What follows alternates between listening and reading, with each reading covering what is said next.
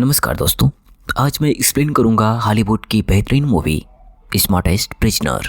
Movie की शुरुआत 1979 के पृष्ठभूमि पर आधारित है, जहां मॉरिस एक साथी चोर होता है और कई जेल से फरार हो चुका होता है। इसलिए अब इसे एक ऐसी जेल में शिफ्ट किया जा रहा होता है जहां से इसका भागना असंभव हो। दरअसल यह जेल एक आइलैंड पर होता है जो चारों तरफ से ठंडे व खारे पानी से घिरा होता है, इसलिए यहाँ से भागना नामुमकिन होता है। अब मॉरिस को एक कड़े पहरे से होते हुए एक सेल में डाल दिया जाता है। यह जेल अपने डिसिप्लिन के लिए जाना जाता है। तभी दूसरे ही दिन जैसे ही 1 घंटी बजती है, सारे कैदी अपने अपने सेल से बाहर आते हैं और एक लाइन में ब्रेकफास्ट के लिए जाते हैं। और यही खाने के टेबल पर उसकी मुलाकात लिटमस से होती है, जहाँ वह मॉरिस से कुछ खाना मांगता है और खाना लेकर वह चोरी से अपने चूहे को खिला रहा होता है। दरअसल लिटमस एक चूहा पाला होता है और यह बात किसी को पता नहीं होती है। यह देखकर मॉरिस आश्चर्य में पड़ जाता है। जैसे ही खाना खत्म होता है तभी मॉरिस को पकड़कर जेलर के पास ले जाते हैं और वहीं पर जेलर बोलता है, यह अल्काट्राज जेलर है, यहाँ से भागने की सोचना भी मत। जब जेलर मॉरिस से बात कर रहा होता है तभी चुपके से जेलर का नेल कटर मॉरिस चुरा लेता है और चुपचाप जेलर को बिना कुछ बोले वहां से चला जाता है। अब इस नेल कटर को मॉरिस अपने सेल के एक बुक में छुपा देता है। दरअसल उसके दिमाग में यहाँ पर बहुत बड़ा प्लान चल रहा होता है। अगली सुबह जैसे ही होती है, सभी कैदी वहाँ नहा रहे होते हैं। तभी वुल्फ नाम का एक कैदी मॉरिस को आकर परेशान करने लगता है।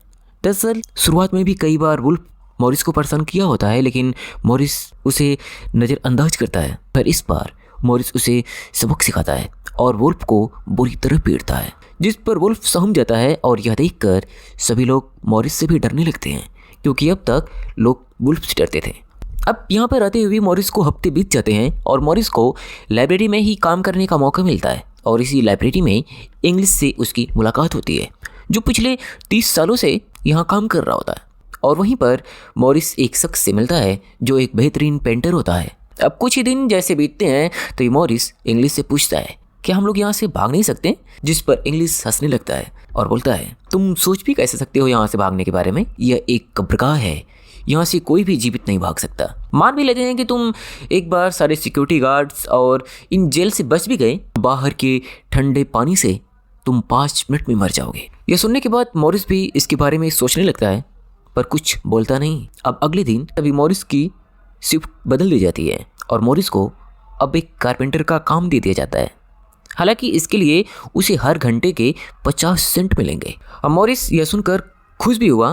कारपेंटर के काम करने में मॉरिस को खुशी भी होती है। शायद यहाँ से कुछ औजार और कुछ चीज़ें मिल जाएंगी जिससे वह भागने में शायद कामयाब हो जाएगा। पर यहाँ पर काम करते करते उसकी दोस्ती लिटमस से होती है और उससे भागने का तरीका पूछने पर वह बताता है कि हर कमरे में एक एयर विंड है और यही पूरे जेल में एक कमजोरी है। तुम वहीं से भाग सकते हो, लेकिन वह एयर विंड इतना सकरा है कि उससे कोई भी आदमी बाहर नहीं जा सकता। पर अगर तुम उससे बाहर निकल गए तो छत से होते हुए तुम यहाँ से निकल जाओगे। फिर तुम्हारे पास सिर्फ एक ही समस्या होगी, इस आइलैंड से बाहर जाने की। मॉरिस लिटमस से बात ही कर रहा होता है, तभी पीछे से वुल्फ उसके ऊपर हमला करना चाहता है, पर मॉरिस बहुत ही फुर्ती से उससे बच जाता है। और वहीं पर मॉरिस वुल्फ को पूरी तरह पीटने लगता है। यह देखकर सभी लोग समझ जाते हैं और यह घटना पुलिस भी देखती है। अतः दोनों को पकड़कर उन्हें एक टॉर्चर सेल में पूरे 1 हफ्ते के लिए बंद कर दिया जाता है। यहाँ पर मॉरिस और वुल्फ को पूरे हफ्ते तक टॉर्चर किया जाता है और जेल से बाहर निकलते ही मॉरिस की हालत पूरी तरह से खराब हो गई होती है। तभी लिटमस अपने चूहे से उसे वेलकम का संदेश भेजता है, जिसे पढ़कर मॉरिस थोड़ा अच्छा महसूस करता है। दरअसल मॉरिस अब तक अपने सेल में सिर्फ अकेले ही रहता था, लेकिन काफ़ी दिन बीतने के बाद अब मॉरिस के सेल में एक और आदमी की एंट्री होती है, जिसका नाम चार्ली होता है। और अब धीरे धीरे दोनों दोस्त बन जाते हैं। इस जेल में अब मॉरिस के काफ़ी दोस्त बन चुके होते हैं और वह सबसे अपनी भागने का प्लान बता चुका होता है। दूसरे सीन में वार्डन अब कैदियों के कामों को चेक कर रहा होता है, जहाँ पर वह पेंटर की पेंट की हुई तस्वीर को देखता है, जिसे देखकर वह भी दंग हो जाता है। दरअसल पेंटर अब पहले से कई गुना बेहतर पेंट कर रहा होता है और यह देखकर वार्डन खुश नहीं होता, वह और भी गुस्सा होता है और उसकी सारी पेंटिंग्स को जला देता है और उसकी ड्यूटी चेंज कर देता है। और अब वह उस पेंटर को बढ़ई के काम में लगा देता है। यह सुनकर वह पेंटर पूरी तरह टूट जाता है, क्योंकि उसके जीवन का सपना ही होता है तस्वीरें बनाना, उसे पेंट करना। पर अब उससे वह खुशी भी छीन ली गई होती है। वह निराश होकर वहाँ गुस्से से वह अपनी उंगलियों को ही काट डालता है। यह देखकर मॉरिस भी काफ़ी दुखी हो जाता है और उसकी उंगलियां उठाकर वह गार्ड को देकर बोलता है, जाओ या तुम जेलर को दे दो, शायद वह इन कटी हुई उंगलियों को देखकर काफ़ी खुश होगा। वह तो यही चाहता था। इस घटना के बाद मॉरिस अपने सेल में चुपचाप बैठा था। तभी वह देखता है कि उसके एयरवेंट से एक काकरोच को आते हुए। यह देखकर उसके दिमाग में एक प्लान आता है और यहीं से वह निकलने की सोचता है। अब दूसरे ही दिन जैसे ही मॉरिस खाना खा रहा होता है, तभी वह अपने 2 और मित्रों को देखता है जो कि पहले उसके साथ भाग चुके होते हैं। यह देखकर मॉरिस काफ़ी खुश होता है और अब वह इन लोगों से भी मिलता है, जिससे मिलकर मॉरिस काफ़ी खुश होता है। और कुछ हफ्ते जैसे ही बीतते हैं तभी इन लोगों से मिलने इनकी फैमिली आती है। दरअसल यहाँ पर फैमिली को आने की भी इजाज़त शायद कई सालों के बाद ही मिलती है और यहीं पर इंग्लिश को शायद कई सालों के बाद अपनी बेटी को देखने को मिलता है और चार्ली कई सालों बाद अपनी मॉम से मिलता है। दरअसल चार्ली की मॉम काफ़ी अब बीमार हो चुकी होती हैं, शायद वो जल्दी मरने वाली होती हैं। यह सुनकर चार्ली भी किसी तरीके से यहाँ से भागने की सोचता है और आकर मॉरिस से बोलता है, मुझे भी यहाँ से भागना है, मैं तुम्हारे हर एक प्लान में तुम्हारा साथ दूंगा, बस मुझे तुम अपने साथ ले चलो।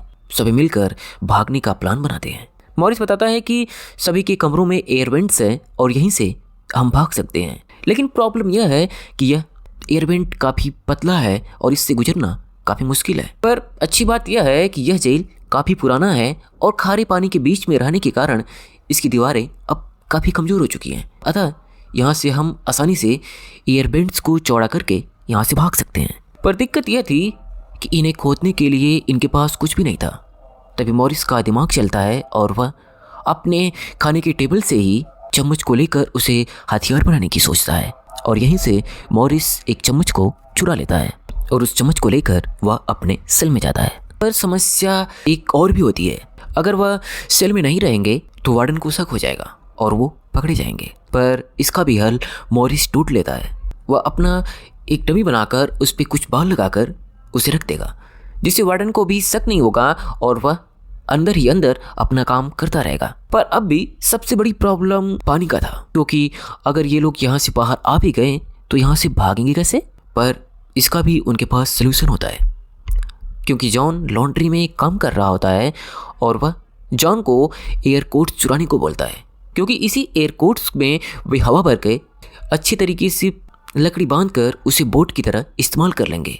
और अब पूरी तरह से सबके अपने अपने काम बांट चुके होते हैं और इन सभी कामों में चार्ली का काम शायद सबसे ज़्यादा इम्पॉर्टेंट होता है और वह होता है वार्डन पर पूरी तरह से निगाह रखना और वार्डन के आने से पहले ही संकेत दे देना, ताकि वह अपने अपने सेल में खोदने को छोड़कर अंदर आ सके। और अब मॉरिस खुदाई शुरू कर देता है और अपने चम्मच को रगड़कर एक नुकीले हथियार में बदल लिया होता है। तभी एक दिन मॉरिस जैसे ही खुदाई कर रहा होता है, तभी दौरी पर वेंडर आ जाता है और आज चार्ली की आंख लग जाती है। जैसे ही वह मॉरिस के सेल में पहुंचने ही वाला होता है, तभी उसके बगल का दोस्त चार्ली को जगा देता है और जैसे ही चार्ली जागता है, वह अपने सामने वेंडर को देखता है और उसे अपनी ही बातों में उलझा लेता है और मॉरिस को संकेत भी भेज देता है। और उस दिन लास्ट मौके पर मॉरिस पकड़ने से बच जाता है और सतर्क होकर वह अपने बेड पर आ जाता है। अब मॉरिस काफ़ी खुदाई कर चुका होता है और वह खुदाई करते करते उस जगह पर पहुंच जाता है जहां पर उसे एक जाली मिलती है, जिसे खोलना काफ़ी मुश्किल होता है, क्योंकि इसे खोलने के लिए उसे जिस औजार की ज़रूरत होती है वह इसके पास नहीं होता। इसके लिए मॉरिस दूसरे ही दिन कारपेंटर सेल से औजार चुरा कर ला ही रहा होता है, तभी गार्ड उसे पकड़ लेते हैं। यह देखकर उसके सारे फ्रेंड सोचते हैं शायद यह प्लान अब हमेशा के लिए फेल हो गया और वह अब हमेशा के लिए शायद इसी जेल में सड़ते रहेंगे। पर असल में मॉरिस उसे बैकअप के लिए लाया होता है और वह पकड़ जाने के बाद भी मॉरिस अपने जूतों के अंदर एक रॉड को आसानी से फिक्स करके अपने सेल में लेकर आ चुका होता है। अब इस मेटल से वह उस जाली को पूरी तरीके से काट लेता है और रास्ता बन जाता है। लेकिन अंदर जाने से पहले इसी डमी सर की ज़रूरत थी, जिससे लोगों की मौजूदगी का एहसास होता रहे और वार्डन को शक न हो। साथ ही मॉरिस एक डमी दीवार भी बनाया होता है ताकि किसी को भी जरा भी शक ना हो और यहाँ से खुदाई की जरा भी आवाज़ ना आए। सब कुछ प्लान करने के बाद मॉरिस रात को उसके अंदर जाता है, जहाँ वह अंदर ही अंदर काफ़ी ऊपर चला जाता है और सेकंड फ्लोर तक पहुँच जाता है। लेकिन अब बाहर निकलने की जगह पर मोटी मोटी ग्रिल्स लगी होती हैं जिसे उसे तोड़ना नामुमकिन होता है। यह देखकर मॉरिस थोड़ा निराश तो होता है और नीचे वार्डन भी उसी समय राउंड पर निकला होता है। यह देखकर चार्ली मॉरिस को ढेर सारे सिग्नल तो भेजता है, पर मॉरिस अब अंदर ही अंदर काफ़ी ऊपर चला गया होता है, इसलिए उसे यह सिग्नल मिल रहा होगा या नहीं यह मॉरिस को भी समझ नहीं आता। और अगर आज मॉरिस पकड़ा गया तो मॉरिस के साथ साथ अभी के बाहर जाने की संभावनाएं हमेशा के लिए बंद हो जाएंगी। लेकिन वार्डन जैसे ही मॉरिस के सेल में आता है और उसके बालों को छूता है तभी मॉरिस बोल पड़ता है, क्या बात है सर, आज आप हमारे बालों को टच कर रहे हैं? मेरे बाल आपको कुछ ज़्यादा पसंद है क्या? यह सुनकर चार्ली राहत की सांस लेता है। मॉरिस को चार्ली का संकेत मिल गया होता है और वह उसी समय वहाँ से अपने सेल में आ गया होता है। अब अगले ही दिन मॉरिस अपने दोस्तों को ऊपर जाने की कठिनाइयों के बारे में बताता है और उसे बाहर जाने का रास्ता मिल गया है, पर रास्ता एक ग्रिल से बंद है और उसे अकेले नहीं तोड़ा जा सकता। दूसरी तरफ जॉन भी अपने बेल्ट को पूरी तरह खोद लिया होता है, जिस पर जॉन बोलता है कि हम दोनों कल रात को एक साथ जाकर देखेंगे। अब जैसे ही रात होती है तभी जॉन और मॉरिस एक साथ जाते हैं, एयरवेंट से वहाँ पर पहुँच जाते हैं। उसे देखने के बाद उन्हें समझ में आ जाता है कि इसे किसी न किसी तरीके से काटना होगा, क्योंकि बिना काटे इसे तोड़ा नहीं जा सकता। अगले दिन जॉन, मॉरिस और सभी लोग म्यूजिक क्लास में होते हैं। तभी मॉरिस की नज़र वहाँ के फैन पर पड़ती है और पंखे को देखकर मॉरिस की नज़र में एक प्लान आता है और इसी से वह चैन सो बनाने की सोचता है और वह चार्ली से इस फैन को चुराने को बोलता है, जिस पर चार्ली बड़े ही आसानी से अपने म्यूजिक बॉक्स में रखकर उस फैन को चुरा लेता है। यहाँ तक कि गार्ड को भी पता नहीं चल पाता कि वह अपने म्यूजिक इंस्ट्रूमेंट में एक फैन छुपाया हुआ है। अब इस फैन को मॉरिस अपने सेल में लेकर आता है और उस फैन से वह एक कटर, एक इंस्ट्रूमेंट बना लेता है जिससे उस जाली को काटा जा सके। अब जैसे ही रात होती है तभी जॉन और मॉरिस दोनों एक साथ उस जगह पहुंच जाते हैं और उसे कट करने लगते हैं। हालांकि इसे कट करते समय आवाज़ें आने लगती है जो कि उसकी सेल से होते हुए उस गार्ड तक भी पहुंच जाती है और जैसे ही गार्ड को शक होता है वह चेक करने के लिए ऊपर पहुंच जाता है। पर जब तक गार्ड ऊपर पहुंचता है तब तक मॉरिस और जॉन काम को समाप्त कर चुके होते हैं और आवाज़ें बंद हो चुकी होती है, क्योंकि मॉरिस अब उस एक रॉड को कट कर चुका होता है और एक ही रॉड से ये सब बाहर निकल जाएंगे। हालांकि गार्ड भी इस आवाज़ पर ज़्यादा ध्यान न देते हुए वहाँ से बाहर चला जाता है और अगले ही दिन मॉरिस व उसके फ्रेंड काफ़ी खुश होते हैं और खाने की टेबल पर अपने प्लान की सक्सेस के बारे में बात कर रहे होते हैं, क्योंकि अब उन्हें इस जेल से भागने के लिए कोई भी नहीं रोक सकता। अब जैसे ही शाम होती है सभी अपने अपने सेल में आते हैं और इंग्लिश सभी लोगों को किताबें बांटने आता है और तभी उस रात इंग्लिश से हाथ मिलाते हुए मॉरिस बोलता है, शायद ये हमारी आखिरी मुलाकात है, शायद इसके बाद हम दोनों एक दूसरे से नहीं मिलेंगे। यह सुनकर इंग्लिश को शक होता है, आखिर ऐसा क्या है जिससे अब मॉरिस दोबारा नहीं मिलेगा। और तभी जैसे इंग्लिश सभी सेल्स में बुक को बांट कर आगे जाता है तभी वहाँ पर पुलिस आ जाती है, उस सेल को चेक करने लगती है। ऐसा लगता है जैसे पुलिस को किसी ने उसके प्लान के बारे में बता दिया हो, पर यह सब कुछ चेक करने के बाद भी उन्हें कुछ नहीं मिलता, क्योंकि मॉरिस उनसे भी ज़्यादा शातिर होता है और वह अपने सारे सबूत को मिटा चुका होता है। यह देखकर जेलर को भी विश्वास नहीं होता और वह पुलिस से बोलता है, खबर तो विश्वास पात्र नहीं दिया था और यह गलत भी नहीं हो सकती, पर वहाँ पर कुछ ऐसा था भी नहीं जिस पर शक किया जाए। पर जो भी हो, कल सुबह ही हम मॉरिस का सेल चेंज कर देंगे जिससे किसी भी खतरे की कोई बात नहीं होगी। पर यह बात अब मॉरिस को भी पता चल चुकी होती है, अतः भागने के लिए मॉरिस व उसके फ्रेंड के लिए यह आखिरी रात थी, क्योंकि अगर आज की रात वे नहीं भाग सके तो वे हमेशा के लिए इसी जेल में कैद रहेंगे, क्योंकि कल सुबह होते ही शायद उन्हें अपने सेल से किसी और सेल में बंद कर दिया जाए। अब जैसे ही रात होती है तभी मॉरिस और उसके तीनों फ्रेंड अपने प्लान के मुताबिक उस जगह पर आ जाते हैं और उस एयरवेंडर से होते हुए वह ऊपर छत पर चले आते हैं। पर चार्ली भागने की हिम्मत ही नहीं जुटा सका।